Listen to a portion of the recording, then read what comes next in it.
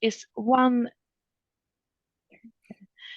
way for us to show you what JCI Sweden Leadership Academy is about.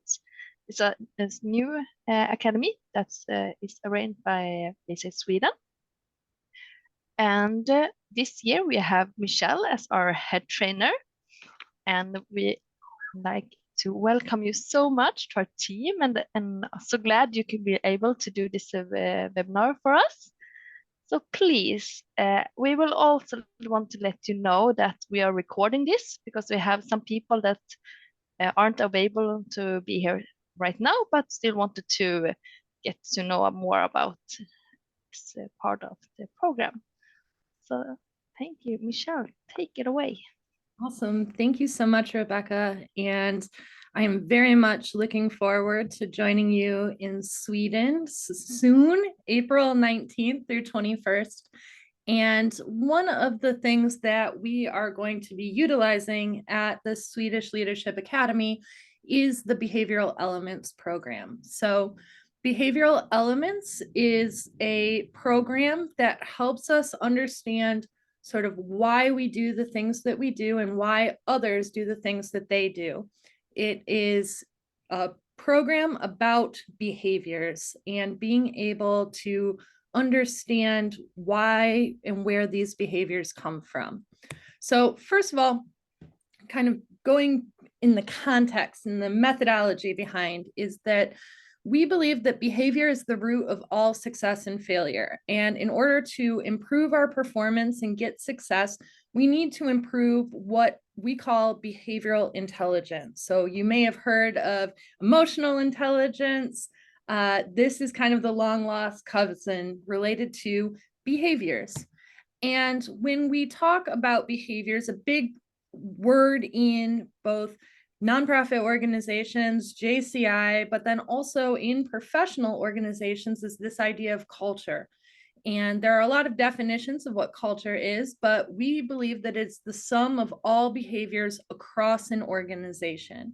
And that macro level changes for a culture require understanding and managing those micro outputs of leaders and teams. So things like miniature behaviors of how do people interact with each other on day to day all feeds upwards into this idea of an organizational culture. But what can we do about it? Behavior is a choice. We can choose to behave more intelligently, and behavioral element sort of becomes that how. By learning and understanding our behavioral drives and preferences, it gives us the opportunity to choose our behaviors more carefully and to align them to what we're trying to achieve or the context in which they exist in. And so, as I said, behavioral elements is a guide to making those better choices. The best way that I can think to describe it is if, we have in our brains, we have thoughts and we have feelings. And a lot of those, they happen instantaneously. We may not be able to control them. But when thoughts and feelings come together, we then behave. And what behavioral elements and this idea of behaving intelligent really is extending that equal sign so that our behaviors don't become automatic, they become far more intentional, and then we choose the right ones for success. Make sense? Good. So that being said, what behavioral elements allows us to do is explore our preferences. So here you'll see we use the idea of elements, fire, air, earth, and water, to describe these behavioral drivers. And they kind of operate on a continuum here. And you can see it in sort of the wheel. And every single individual has all four elements. However, different elements pull on us in different ways and to different amounts. Think of it like muscles, right? When you use a muscle a lot, it becomes a lot easier. You don't have to think about it as much. It's automatic. That's the drives that you use the most are like those muscles. You still have the ability to use other muscles. You just have to think about it. And that's really where the benefit of this system kind of comes in. So let's deep dive into what these different types or these different elements look like. So first of all is our air element, which is really our drive to learn. So you can see some statements here on the card, like envisioning the future, devising new strategies, celebrating innovations, developing innovative products or services, facilitating brainstorming sessions. These are all behaviors that our air element really aligns with. Now, you can feel free to unmute here and kind of engage in the conversation. What types of words would you use to describe our air element?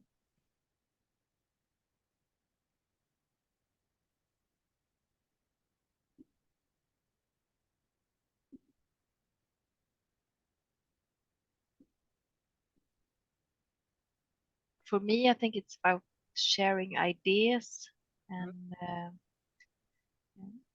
encourage like flexibility. Like you have a goal, but the way towards that goal isn't straight. You have to like be flexible throughout the come. Yep, 100%. Our air elements love flexibility and adaptability. What are some other words that go along with the air drive to learn? I usually do just think about seeing the solutions on problems, and that's like my way to learn and adapt. Yep, the air element loves new things, creativity outside of the box, right? Our air element is really sort of that creative drive behind our certain behaviors. What industries would we see air elements in a lot? Like what jobs do they naturally get attracted to?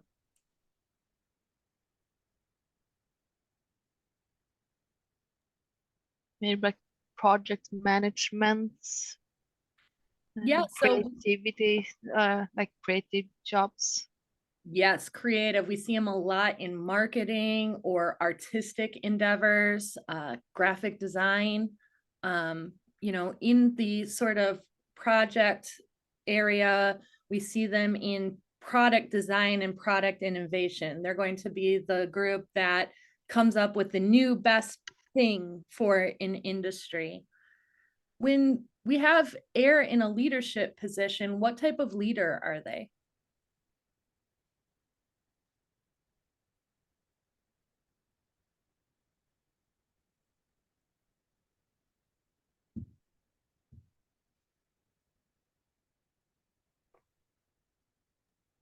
I would say someone that listen and that takes in different perspectives. Yes, 100%. Different perspectives are really big with this group.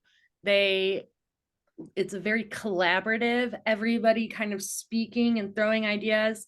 You know, one of the reasons why we attach the idea of the elements to each of these behavioral drives is because it's also sort of like a visual descriptor, right? You think of air whirling around and many ideas. Do they make decisions quickly or slowly? I get the feeling that it's sometimes they don't get to the decision. Like it's more like talk around it. Very true. Yes, our air sometimes they'll make decisions quickly when they can make a decision because, you know, there's always, if it fails, well, we'll just try something different, right?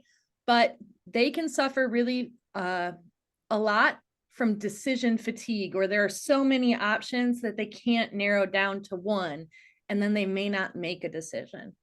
So really great. This is sort of our air element here. Let's talk about our next element, or sorry. First of all, here's some descriptors of the air. Abstract, innovative, creative, dynamic, adaptive, all of these things that we talked about. As a strength, they're very big picture, very vision oriented, and they're motivating and good at generating enthusiasm. Everything is really like fun and new, and they can be spontaneous, but they also gloss over important details sometimes. And as Rebecca said, can be indecisive because there's just too many options. So when your air element, as I said, everybody is a mix of all of them, right? So we'll talk about what balance and unbalanced means in a little bit, but when it's balanced, it's creative, visionary, abstract. When it's unbalanced of being too high, that's when you start getting disorganized and flighty behaviors. If it's unbalanced too low, it can come across as very inflexible, indifferent, kind of stuck in that same old, same old. So now we're going to kind of talk about our next element here, which is our earth element, the drive to defend. So you see some phrases here that really appeal to behaviors of our earth element, things like developing processes and procedures, analyzing data, creating new systems, instituting organizational structure, process-focused solutions, optimizing existing procedures, and reducing risk. What are some words that would describe our earth element?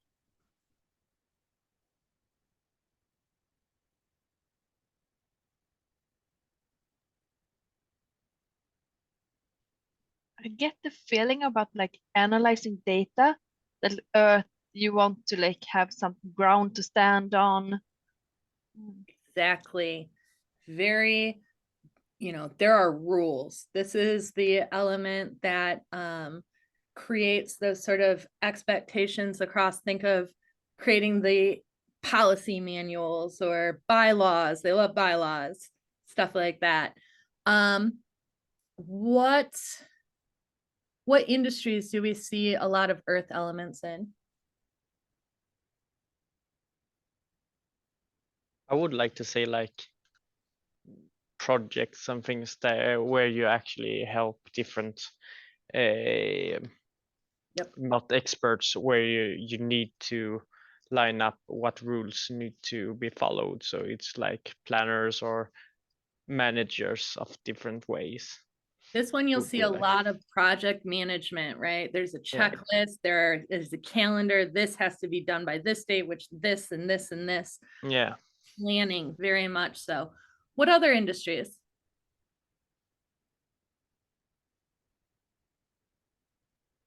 Somehow finance come up in my head.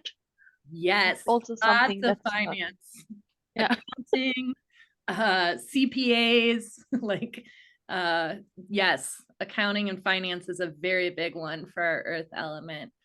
What kind of leaders are earth elements?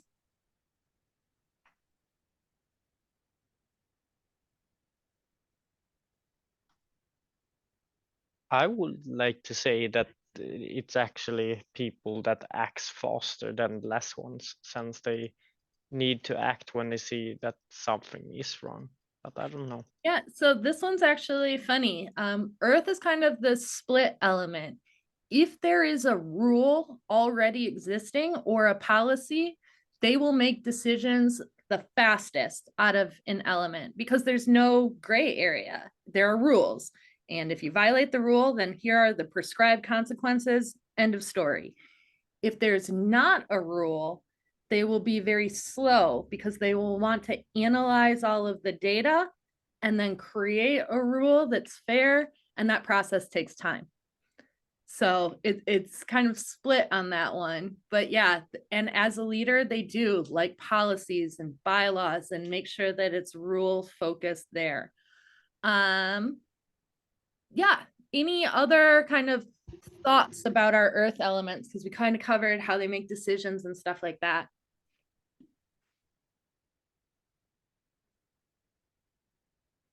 No? Okay. Well, we're going to talk about all of them kind of together, but after we cover all of them. But earth is very process focused, very systems thinking and analytical. They're like structure, very logical and controlled.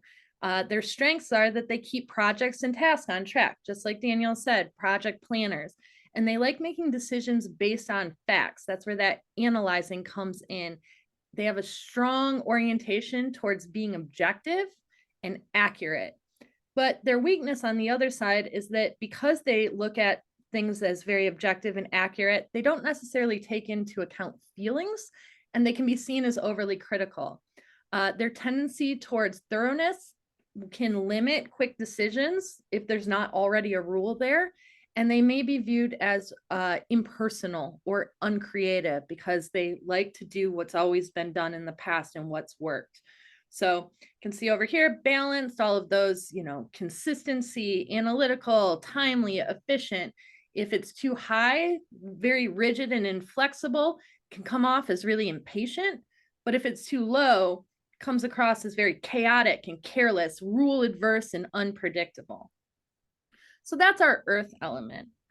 Our next one is our fire element, the drive to acquire. So you'll see some phrases here: exceeding goals and expectations, performing at peak levels, winning the battles and the wars, defeating impossible challenges, leading the team, emphasizing speed of delivery.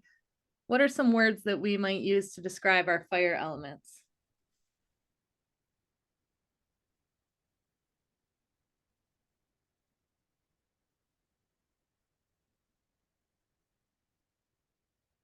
I would say like a person who likes to compete and always like evolve, but also impulsive, I would say. Yes. Competition is the name of the game for our fire elements, even if the only person they're competing against is themselves, right? And they can be rather impulsive because it's all about the win, not about the how they got there, right? So what are some industries that we may see a lot of fire elements in?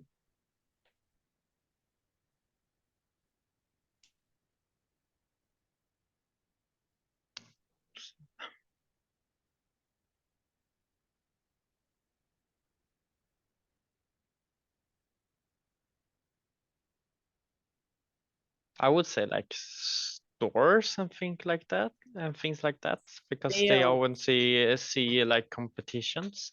Yep.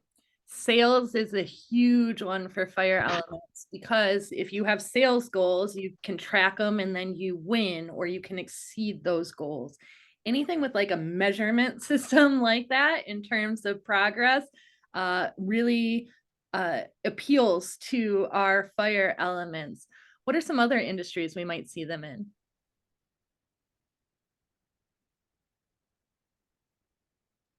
I would say like sports. Sports, I would, yeah. Sports are a big one. And in many cases, at least in the United States, politics is also very Yeah. heavy. Yes. So as a leader, how are fire leaders?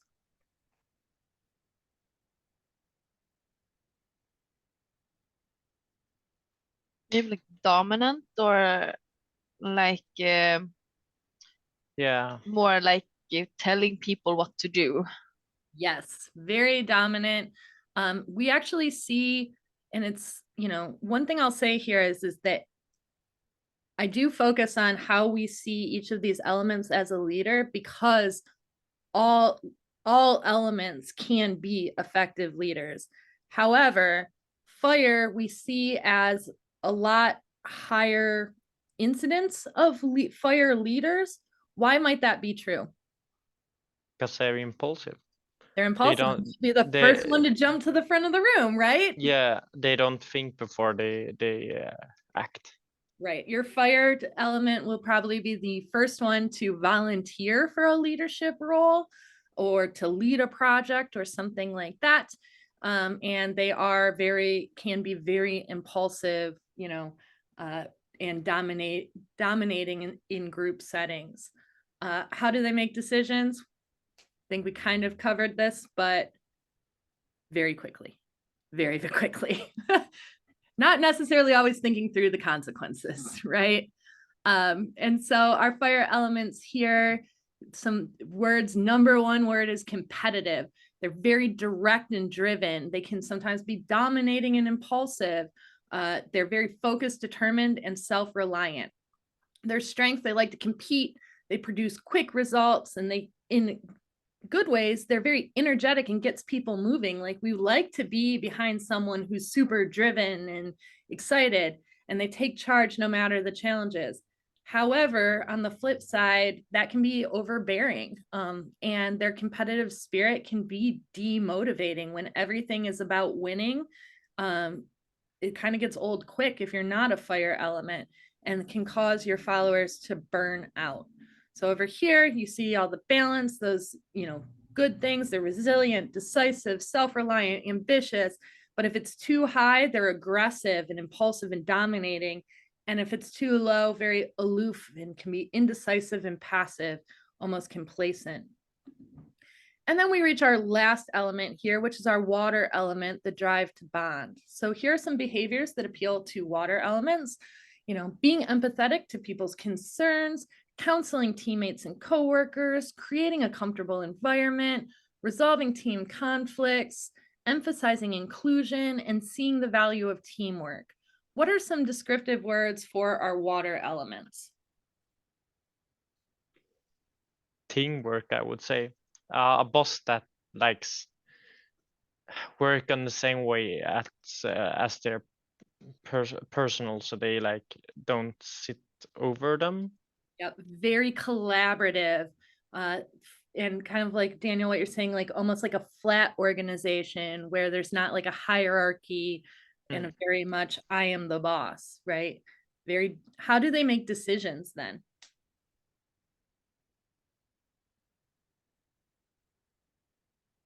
They have meetings and talk with the team where to plan, I guess. Everything's very democratic. We have to ask everybody, what they think and how they feel about it, and before making a decision. Does that mean that decisions happen quickly or slowly? Normally slowly, but they can also act quickly if you have meetings fast, but usually they take a little more time. Right. And it does, because they have to talk to everyone before making that decision. So, if everybody on the team is in agreement, then it may be a quick decision. But if there's any sort, even one person who doesn't agree, a water element will try to get them to change their mind or talk through it until everybody is in consensus. And that can be very difficult. What's a water leader like? How do they behave? I feel like a water lead is like your best friend, more like a friendly co-worker than a boss. Like they want everybody's opinions. Everyone should be nice and have a nice good time. Like easy peasy, follow. Yes. I call this element the one that, to use sort of like a metaphor, they smooth all the feathers, right? The team might be arguing with each other and they go in and they kind of calm everybody down and try to get everybody working back together again. But it's not from the I am the boss, you have to get along. It's how can we work this out type of feeling. What's the problem what is a problem that water leaders face a lot? I think it's the balance between being the friend and being the boss and the leader and take decisions that people might not like. Yes. Yeah. They take an emotional workload on themselves a lot. So they will absorb the feelings of other people. And if there is dissension, like that will affect them personally very, very much so. What industries do we see a lot of water in?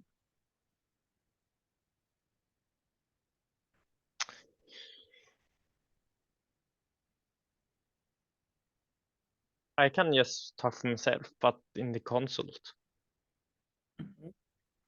Yep.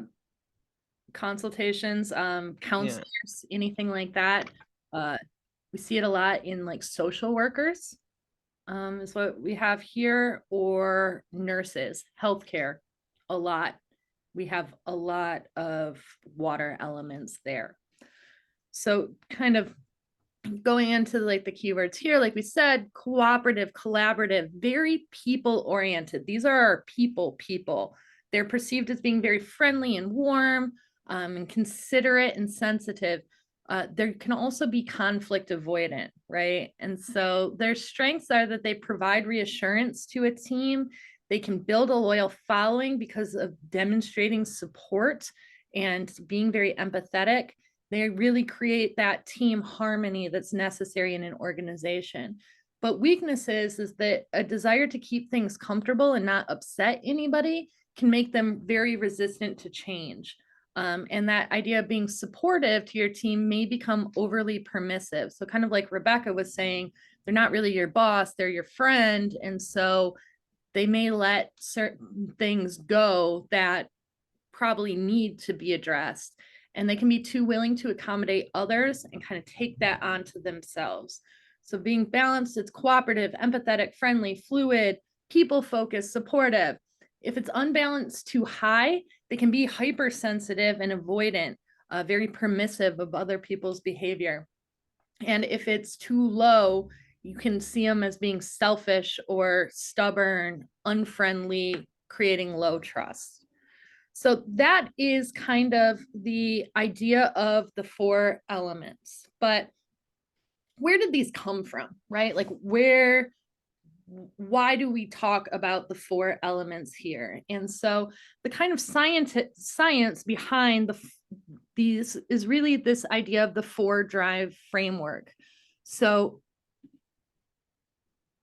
2 Harvard Business School professors, and they eventually became like dean of the Harvard Business School, decided to find out why people did the things that they did. And they really looked at organizations and did a whole study, cross-disciplinary, looking at anthropology, organizational psychology, business metrics, all sorts of things. And they defined that the reason why we do what we do comes down to 4 basic drivers that kind of instituted within our human brains since the dawn of civilization, right? That these 4 behavioral drives is what allowed us to survive when others didn't. And although that as in modern society, they exhibit in a different way, at their fundamental level, it's still the same sort of neurochemicals and behaviors that's what caused us to evolve into what we are now.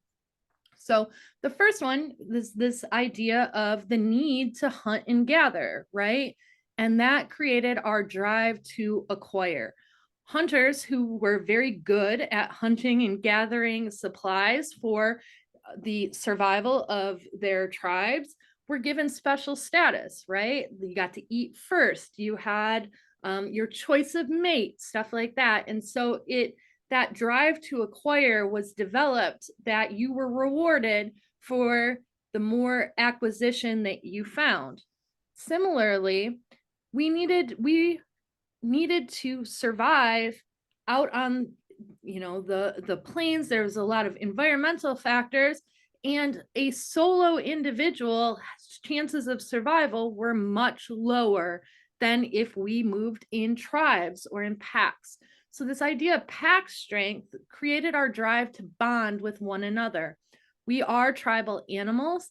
There are a lot of studies out there of the effects of loneliness or being cut off, isolation on individuals. No matter how, extrovert or introvert, we need each other. And that comes in this idea, this drive to bond with one another. And we survived more. If you went against the pack, like you got exiled, if you ate all the food in the back that were stored for winter and you got kicked out, you weren't going to make it. And so we have developed in our brain the need to want to be together. The next is sort of our fight or flight, right? We lives in the limbic, the prehistoric part of our brain. And this is our drive to defend. There were marauding animals that could really cause injury, the environment, the need to defend against a drought or anything like that, was this idea of defending the resources that we had. And so that has created this drive within our brain related to norepinephrine and adrenaline of what happens when we are faced with stress, right? And so that may be, now it's not a saber-toothed tiger, it's a presentation or a big client deal, but it still triggers the same functions in our brain. And then the last one is that our drive to have knowledge and creation. We had to develop fire, we had to make tools, and this drive to learn, it's what it allowed us to be more comfortable. It serves some of the other needs. If you created a tool that made hunting easier, you were better at acquiring. And we have this drive to learn new things and create new things that exists now. We get a dopaminergic response using the science here. We get a hit of dopamine when you get that aha moment when you see something or learn something new. So all of these drives were coded into our brains, hundreds of thousands of years ago. The context in which we use them is different, but those structures still exist.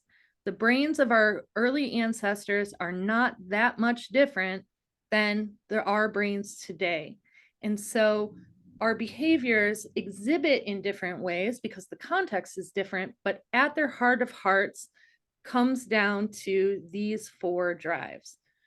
So as I said, the 4 drive framework here, we tied it a little bit more to something that was a little bit easier to understand, this concept of the elements. So that drive to acquire became our fire element. That drive to defend becomes our earth element. That drive to learn becomes our air element. And finally, that drive to bond becomes our water element. As I said, everyone has all 4, but we use them and we have them to differing levels. And that's why we behave in different ways than maybe what would be best for that situation. So let's do a quick thought experiment here. So you all here on this call are part of a very poor performance culture, right? People don't trust each other. They think that people intentionally sabotage each other's projects. So in this culture that we all exist in, the Research and Development Division has innovated what they think is the best new program ever. How do our different elements respond? How does Earth react?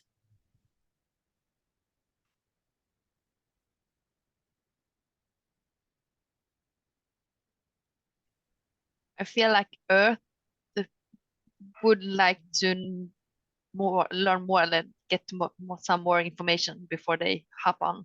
Yep. They're going to throw up that whole wall of no, it costs too much. Where's your data on this? How is it the best program ever? Who's going to pay for it? All of that, right? Because it's new, it's innovative. They don't trust each other. How does air respond to that?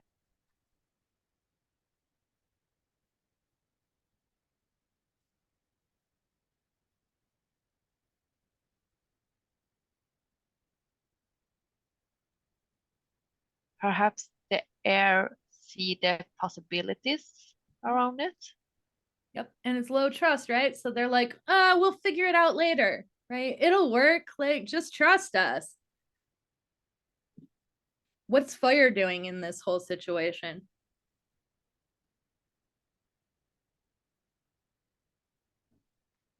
Running straight into it and taking the consequences Exactly. afterwards. They've already gone to market and they're like, hey, if it works, we're going to look like winners. And if it doesn't work, well, we'll say it was air's idea, right? So they've already started. What's water doing during this whole thing? Discussing if they're going to do it or not. Yep. I guess. Are they feeling very good? I think they feel like watching a little what happens, and then they take a decision if it's worth going into it or not. I guess.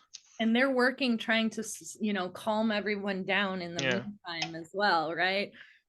Earth, you're right. We probably need more data, but I'm sure air has it. They just haven't. And fire, will you please stop? Like already going, they're a little bit panicking, but they're trying to, massage everyone here. Okay. So that's a very low trust culture. We can see how the elements behave sort of in sometimes their worst capabilities. Now let's kind of flip the script here. We're a part of a high performance culture where people trust each other and they collaborate. They genuinely care about each other's success. So in this scenario, the sales team, which is most likely our fire elements, missed their first quarter goals. How's fire feeling? Bad. Yes. Since they always compete with each other. They're very upset, right? They lost and they're feeling very, very down. How might water help them?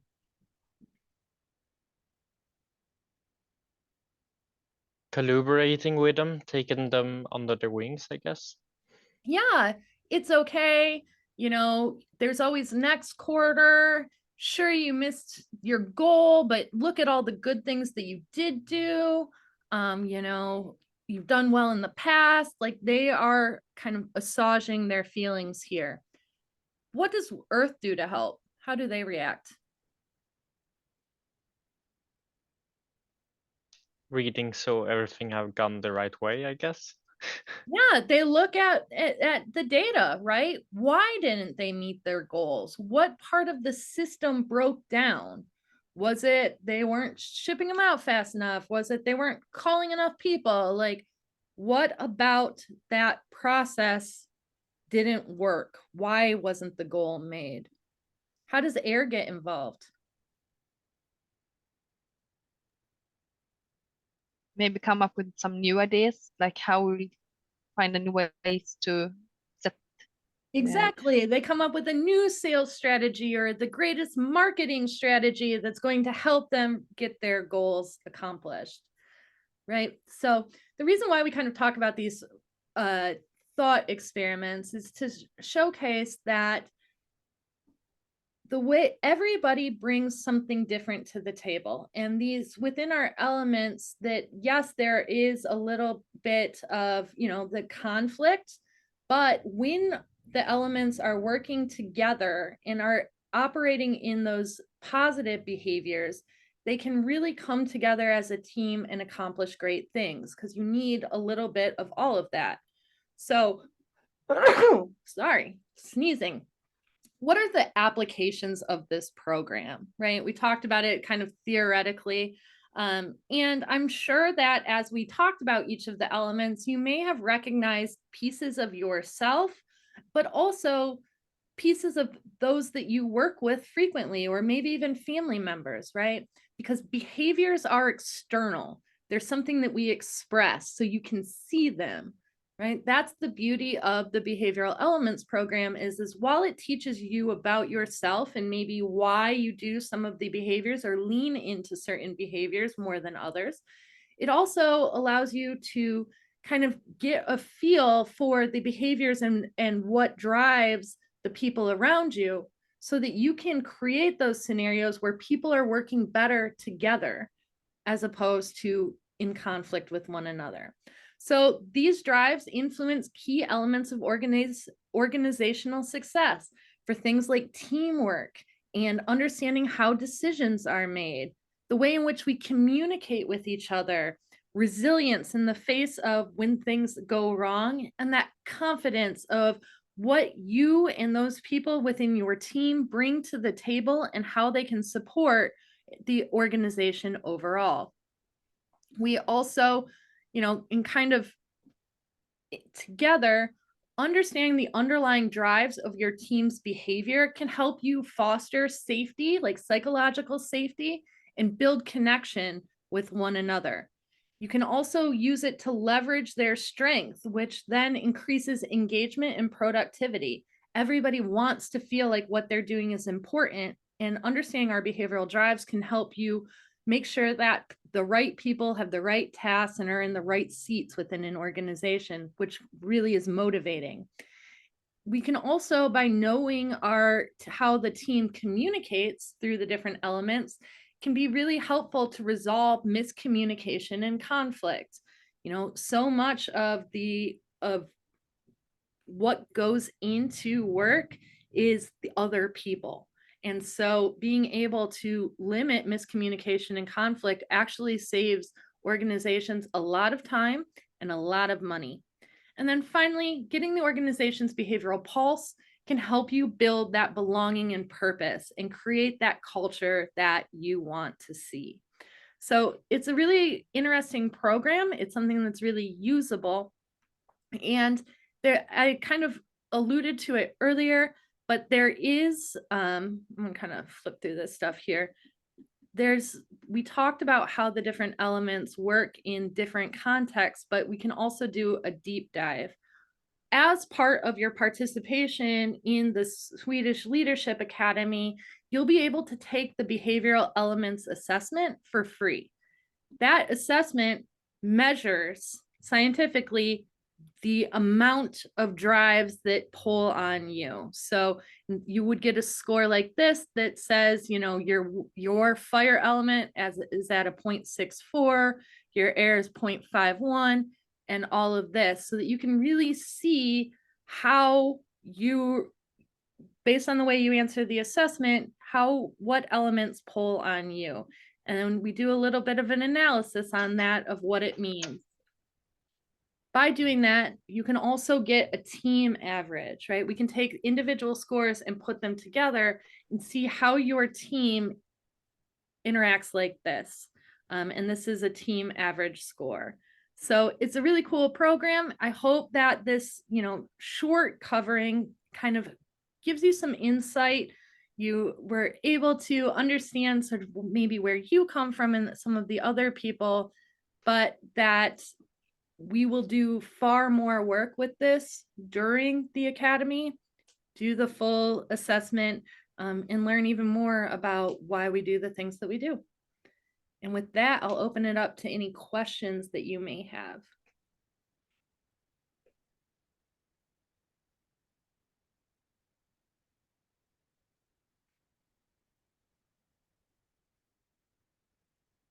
Awesome. Well, seeing none, we feel free to reach out to me outside of this. I am on LinkedIn. I'm on Facebook. Pretty easy to find on the internet to ask questions to. And I'd love to discuss with you the program or the Leadership Academy in general. So thank you.